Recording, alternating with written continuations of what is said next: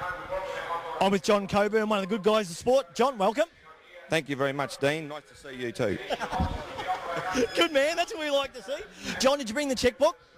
No, Dean, I'm actually here today looking for clients, not myself, but I've got two clients that would like to buy two nice fillies. John, what's the vibe like around the place?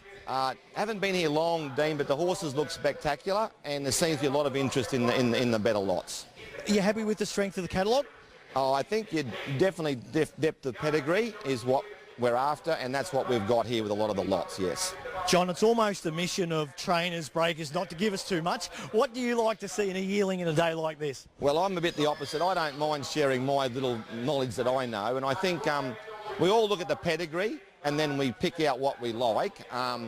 Then I guess, confirmation. It's nice to have a nice, reasonably quiet horse with a good head on it, a good shoulder. Legs are very important because without legs you don't have a horse. So usually start the front legs. You like some straightness front on, not too slopey in the fetlock joints. Probably a short cannon bone is usually speed. Then we move to the ribs, and I guess you want a well-sprung horse. You don't want a little narrow, not much room for a heart. So you want that. I think then we move back to the back legs, and they should be more or less following those front ones. Not too narrow behind, not too wide behind, fairly straight. And when you stand side on, I think the hock, the fetlock and the rump should line up.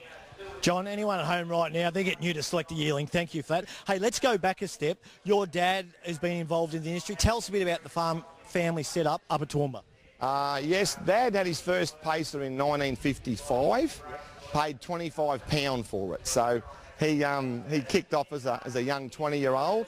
Then he progressed and bought several horses off people like Tony Turnbull and Merv Rinke, and had a couple of horses that won 50 races each for him, so he got the bug. And him and Mum raced sort of 7 or 8 horses around Toowoomba, Dalby, come down to Redcliffe. The exhibition was a big time for Dad. He'd turn up there and he used to tell me about the Inter-Dominion winners that used to one or two of the Inter-Dominion winners raced at the exhibition. He was pretty chuffed about that, yeah.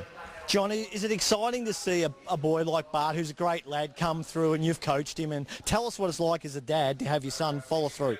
Oh, look, I'm very proud of Bart and Mother and I, but when you say I coached him, mate, you should know young people, they always do everything themselves, so I just hung around the fringes. No, he's done a good job. To go into this full time, it was something I didn't suggest he do, because he's a qualified carpenter, and that's where we headed him for. And the bug bit, and Dad, I'm leaving the carpentry and going to work for Grant Dixon as a foreman. So that was, I said, well, mate, good luck, and then he's turned out all right, John, tell the folks at home what you do for your little business at the moment. Yeah, I'm sort of too old now to be driving them, so, and Bart said I can't really train that well anymore, so I like to select some yearlings and break them in, and then other people have been giving me. I had 31 to do last season, and that kept me I just do it on my own, and that kept me quite busy. So I guess I'm a young horse educator, I think they call it. John Cockburn, we appreciate your time and wish you well picking out 2 fillies today.